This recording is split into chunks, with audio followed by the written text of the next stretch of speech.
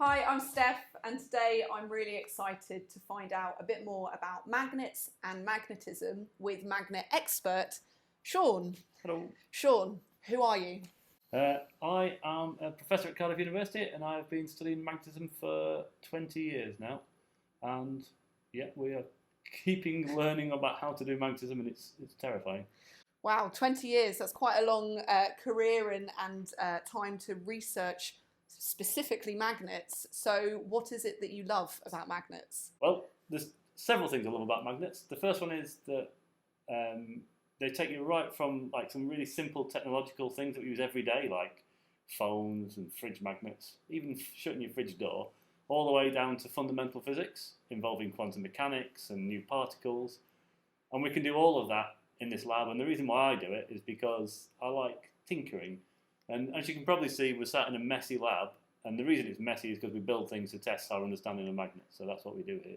That sounds really fun, and not just fun, it sounds like it has a real impact on people's lives more than I really understood.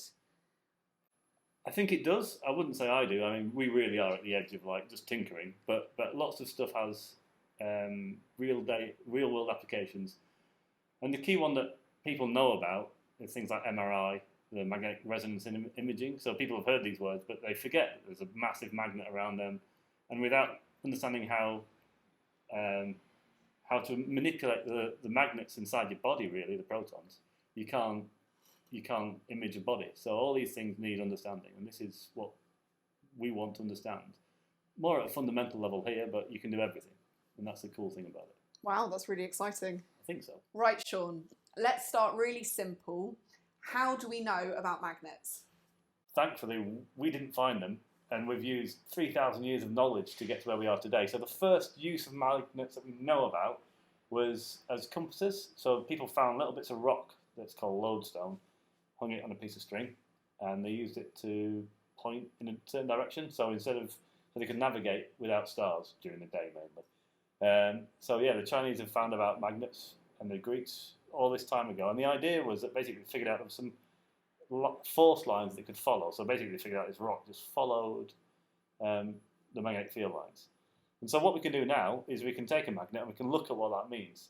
So you've seen some kind of basics back in the day, and everyone's seen like a magnet's got a north and a south. People have seen this, right? And you put iron filings on and you can see these little field lines going around. This looks sensible. And then you can actually image these. You've probably done this in school, right, where you image them with iron filings. So I've got a magnet here, just a little horseshoe magnet. And so what we can do is we've got these iron filings and we can drag them around. So I can just put them under here and I can just literally drag them around. You can see there's different shapes when I move the magnet. So are they following the magnet a bit like those that were using 3,000 years ago would follow a certain direction? Is it a similar sort of principle? Yeah. So if I just hold it back, you can see that they're all kind of sticking up there. Yeah. And it's because they're following the field lines, and I'm moving the magnet underneath here. But the misconception that many people have is that magnetic field lines are this 2D thing, whereas in reality they're in 3D. And we can even do that. And this is where it gets messy. I like a bit of mess. So we've got some iron filings in here, and we've got a bigger magnet here. So this is a really strong magnet, and the reason why we're using a really strong magnet and not a little magnet will become apparent. So if I just put this underneath here, and we're going to pour the iron filings onto it, and hopefully, if it goes well, we can see... Well, you can start to see the build-up there. You can start to see the build-up of the 3D field lines. But there's this misconception that it's in 2D, but actually it's in 3D, and you make these beautiful patterns with the iron filings, but what these iron filings are doing is aligning themselves along these force lines. And you can see there that it's basically the magnets, it's coming straight out and then coming back in. So we know that these field lines exist, and the question then is what do you do with it, and where does it come from? Great. I almost like to imagine that's at the poles of planet Earth, that you've got these invisible lines coming out, just like you've made there. That's exactly the same thing, except in the planet Earth. Everyone thinks it goes straight up the North Pole. It doesn't quite go there. But those field lines do exactly the same thing. They go around. Yeah. And not only can you use them to guide where you're going, obviously, the most important thing is they keep us alive, believe it or not, because they shield us from the solar radiation. Because magnetism, although it looks static, it's really dynamic. And if you've got some moving charged particles will move in response to the field lines. So that's how we protect it from radiation, basically, from the sun. So it sort of catches that radiation. Doesn't catch it, it just pushes it away. Pushes it away, deflects it. Yeah, deflects it. We've looked at field lines of magnets and some of the things that they can do in terms of moving iron filings and modelling that. But can you explain to me what a magnet is? I can. Everything is a magnet. Okay. And that is a thing that confuses lots of people. So everything responds to a magnet. But the real question is, how do we define, how do we understand the magnet? What creates those forces to create field lines? And really, it's an imbalance of moving electrons.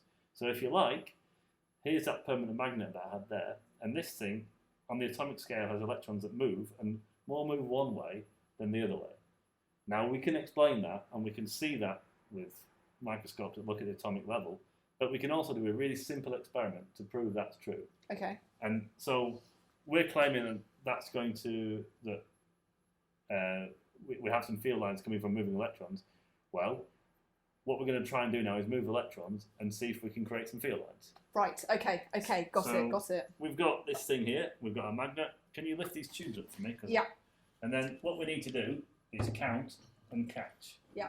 So I am going to drop it down this plastic tube. Yeah. And you are going to try and catch it, and okay. we're going to count. Ready, steady, go. One. So it takes 1 second to drop, and that's not much different if I just catch it myself. I'll just catch it myself because I'm going to do it the other way around because I'm right-handed. So this is about 1 second. So there's no difference between gravity and dropping it down this tube. So it's pretty much in free fall. It's in free fall. Yeah. And we kind of expected that. There's nothing strange there. But what we're going to do is now we're going to drop it down this aluminium tube. Right.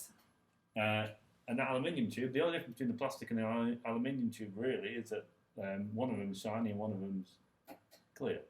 So if I drop it down the bottom, are you ready? Yeah, I'm ready. Get your reactions ready. This is going to be cat-like. Ready, go. Oh no, well, not yet. Ready, go. 1, 2, 3, 4, 5, 6, 7, 8, 9, 10, 11, 12, 13, 14. 14 seconds. Wow. So it takes 14 seconds, and the only thing we've done is drop it down an aluminium tube. But if I just drop it next to the tube, nothing happens. Right. So because it's in a tube. And so what's going on is that there's actually electrons in this tube that are able to move, and they're free electrons, and basically they move, they create some current that's in opposition to the way this when I drop this magnet. So they're setting up a circuit, and the circuit opposes the gravitational force pulling it down. So you're creating a magnetic field of this aluminium by having this moving magnet. Okay, let me get that. Let me just double check what you said. So you've got free electrons in here that are free to move.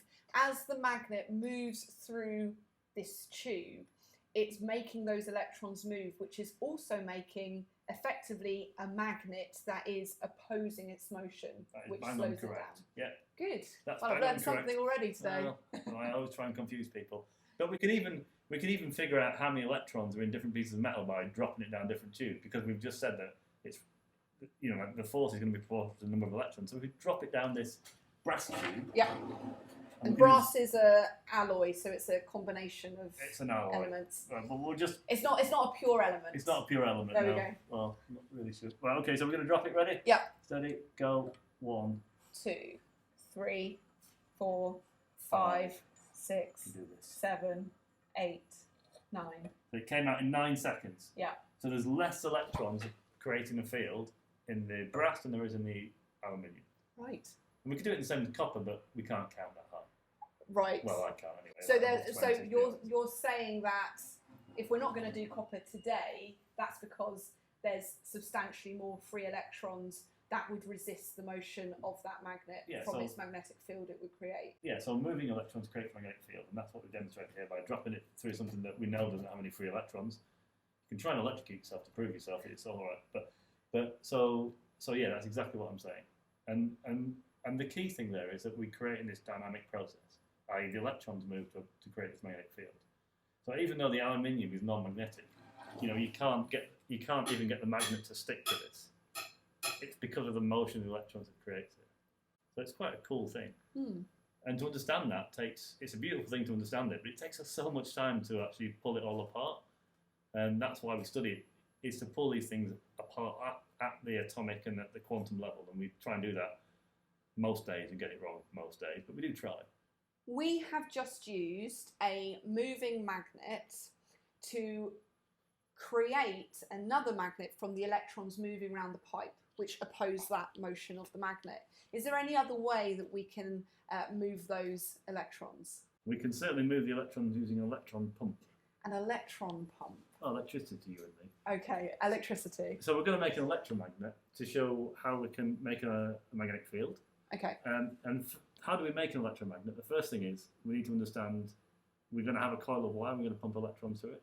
And so just to demonstrate how to make an electromagnet, I've got an Allen key and a piece of copper. So my Allen key is here, my piece of copper is here.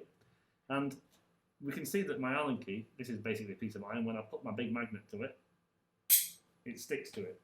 So I can leave it there and nothing happens. I'll pull it off again, and if I just put this down, thank you. I can't go too close because I'll trap my finger. If you could hold a copper, actually, if I hold a copper wire like this, and can you put your hand underneath this magnet? So it's just metallic, but because you don't induce a permanent magnet in here, it just drops off. And so what we're going to do is we're going to wrap this in a coil. So this is a coil. This is the coil that we've made earlier. It's a bit safer because we put some tape around it so we don't electrocute ourselves. We've connected it to the mains, and here we have an electromagnet, and we have a big red button. Are you good with buttons? I do like buttons, yeah. Right. So we have an electromagnet here. We have a big red button, and the thing we're going to do. I was trying to bake that safe. The thing we're going to do is we're going to turn on the electricity. Yep. And this is going to magnetise something, and we're going to see what happens when we put a ring around it. Okay. So the idea would be we create a magnetic field, and then we create more movement in here. Okay, okay. So we're going to start with a little aluminium ring. So a bit like the pipe we used earlier. A bit like a pipe. We put it on, it falls to the bottom. Can I press the button? Press the button. Okay. Keep your finger on it. Oh, it's hovering. It hovers. So we're introducing moving electrons in this ring from the magnetic field that we created in the solenoid.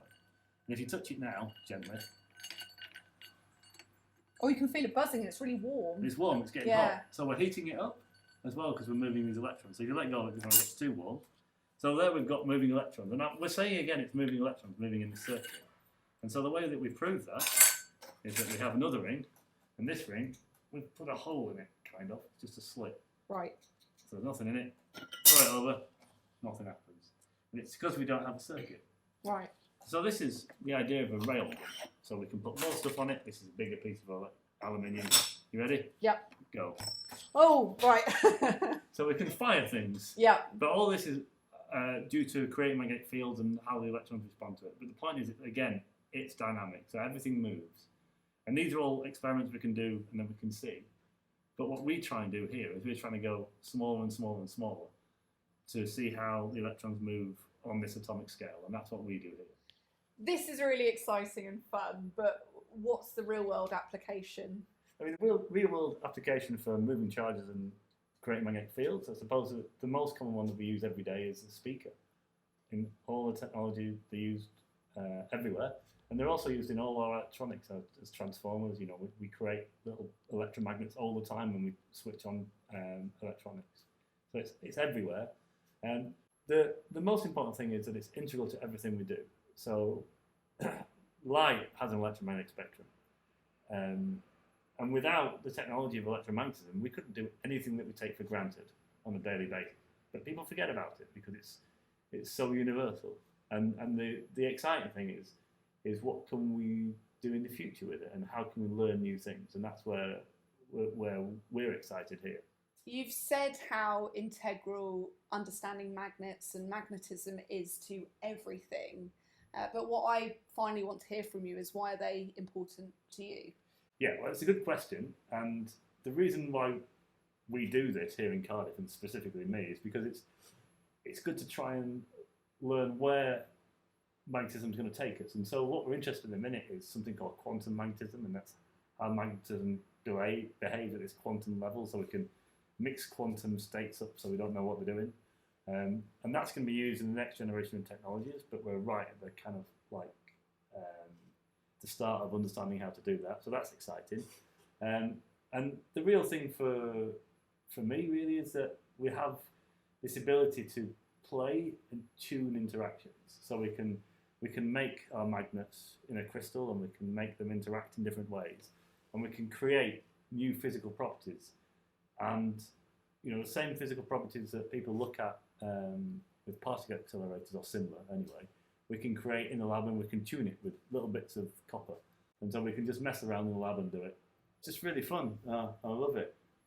Actually, I prefer climbing, but I actually love climbing as well. better.